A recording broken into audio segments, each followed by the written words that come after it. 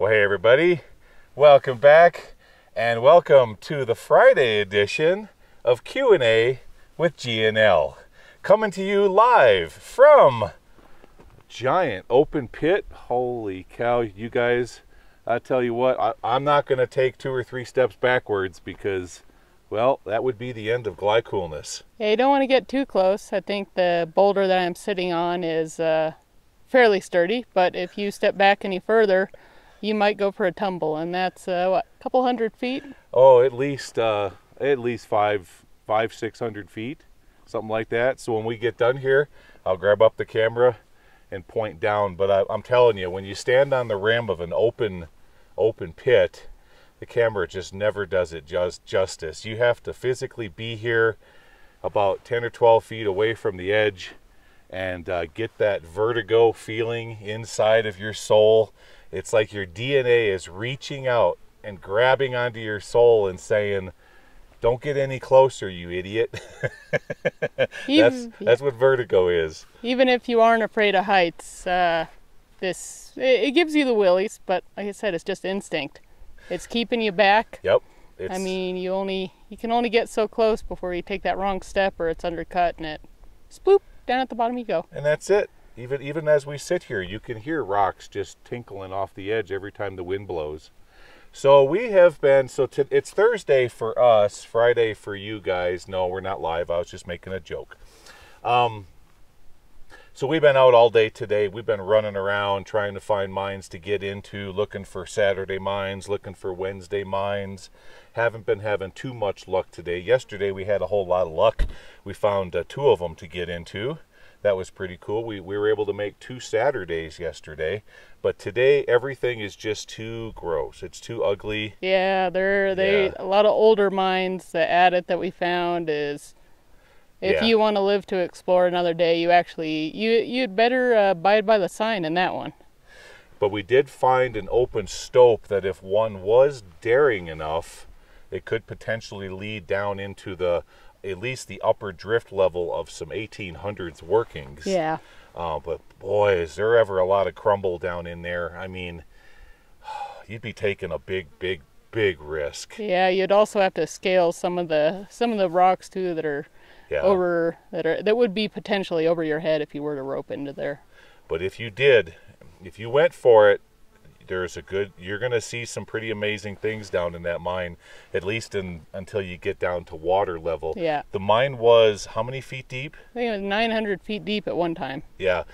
So 900 from surface all the way down, but at the 400, it's flooded at the 400 level. Yeah. Yep. So 400 down, nothing but water. Pretty neat though, seeing all the stalls in that open stope. All right, so here we are, another Q&A. It'll be interesting to hear what kind of questions you have for us for this Friday. What do we got, Laura? Let's see. Question number 1 of the day is from Schneid P20, who is a member. Thanks for that. They said, how do miners connect an ore chute?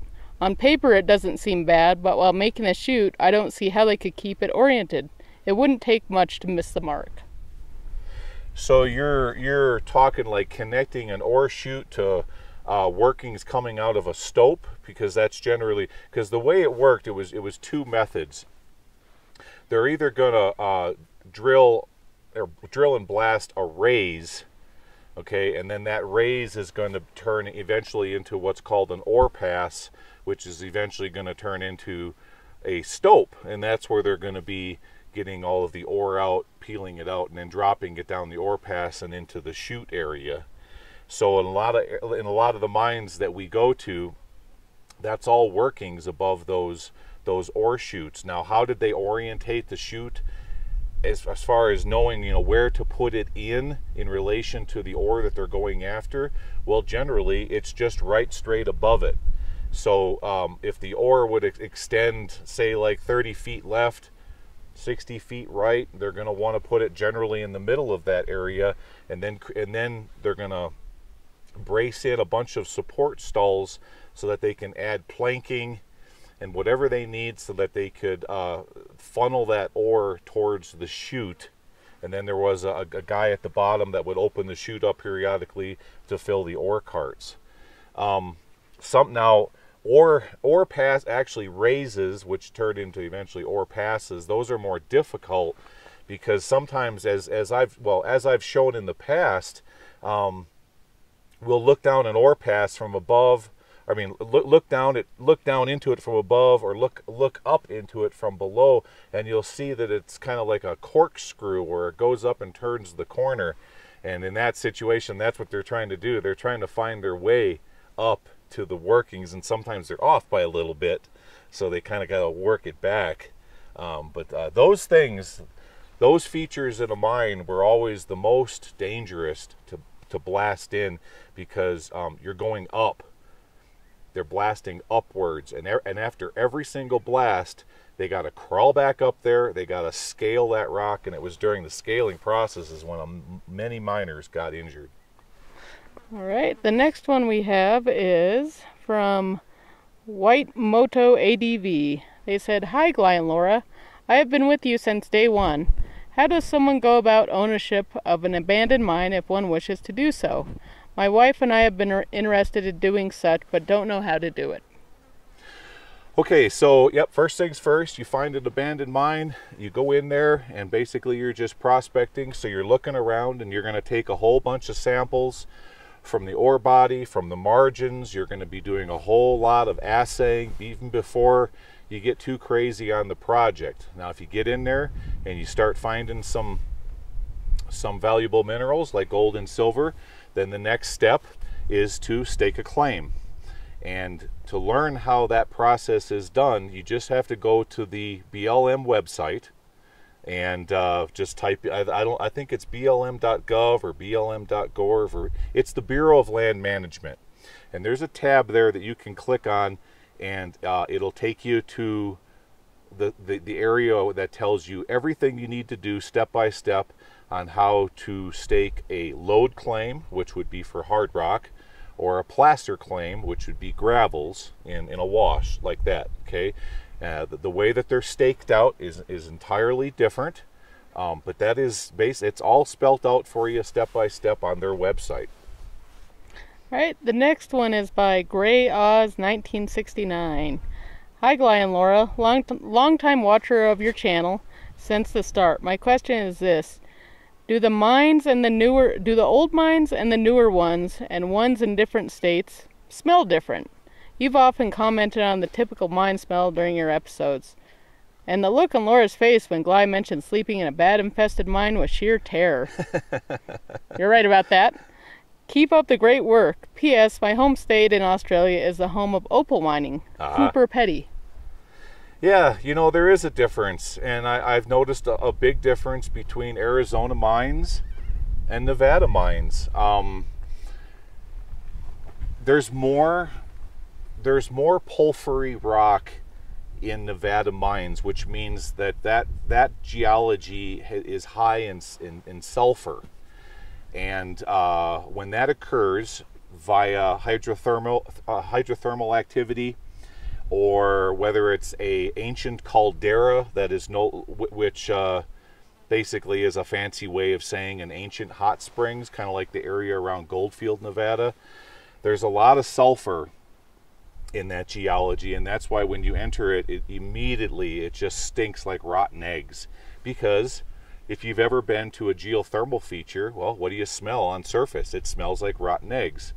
Well, these areas that they were mining, eventually all of that dried up. The continent shifted further over the hot spot, which means that when the hot spot was underneath the area creating all the geothermal activity, and then the continent slid over, and now it's over here, and the hot spot is back over here, then what happens is you get a process of like solidification of all the geology within the area, especially calderas, and then there's no longer like hot water under the ground or anything like that, but you have all of those residual sulfides throughout that geology, and that's what's creating all that smell that we come into from time to time. But the reason why there's been so much mining in Nevada in those types of areas is because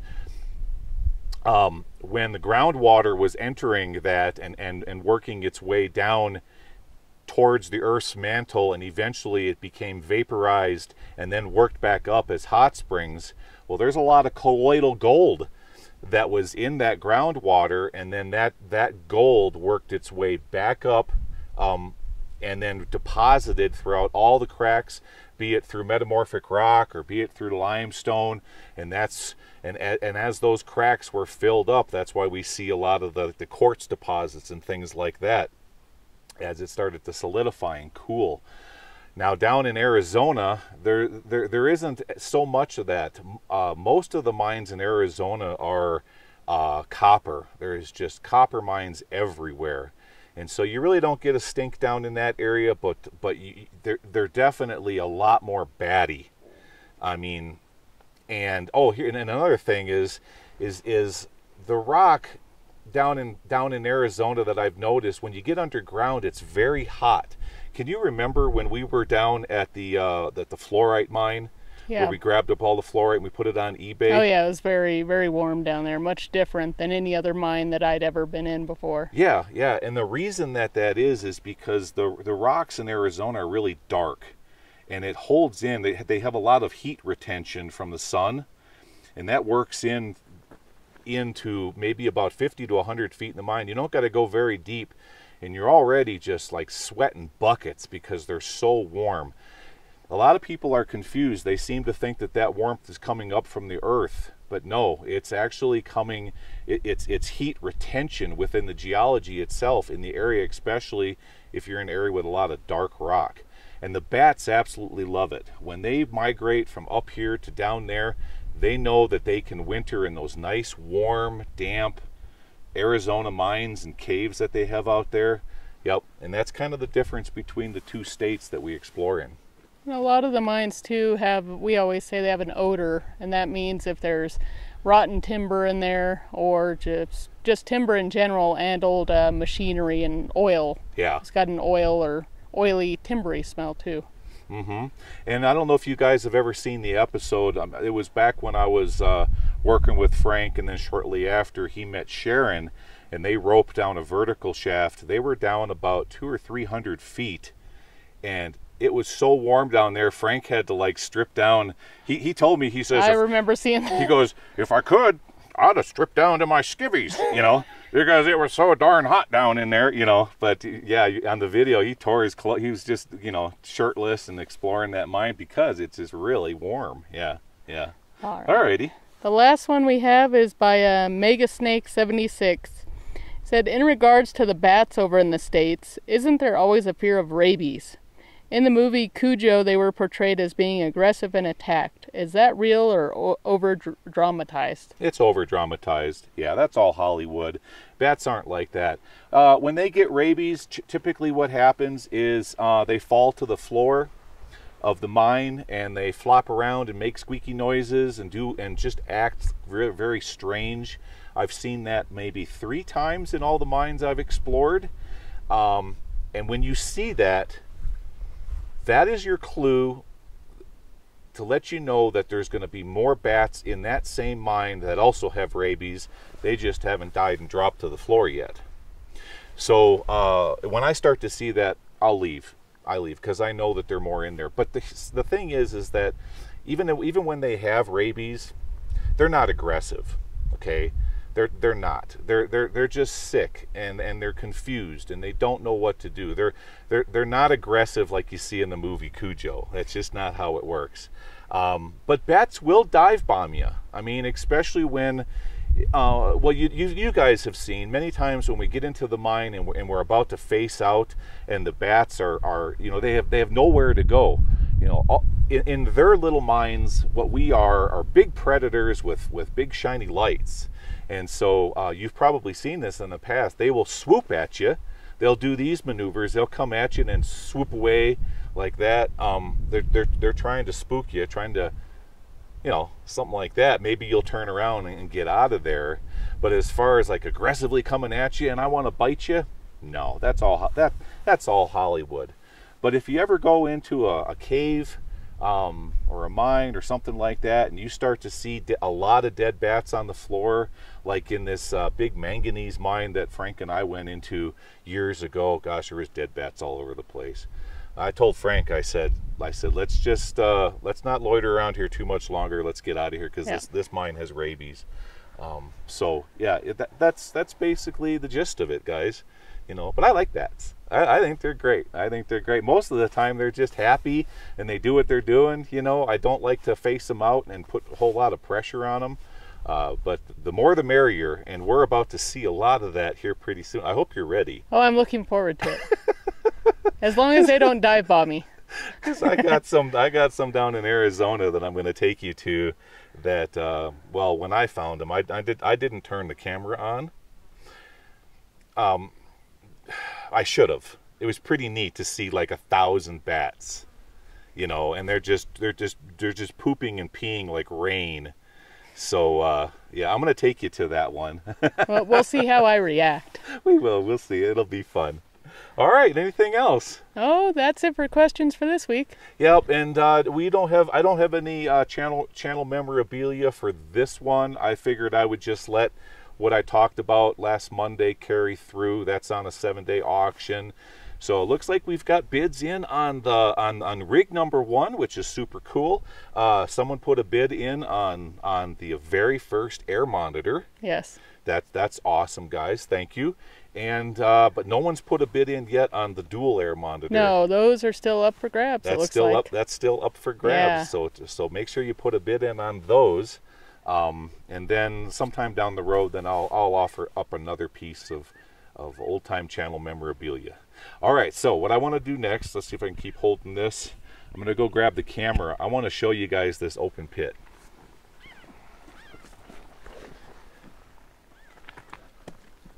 All right.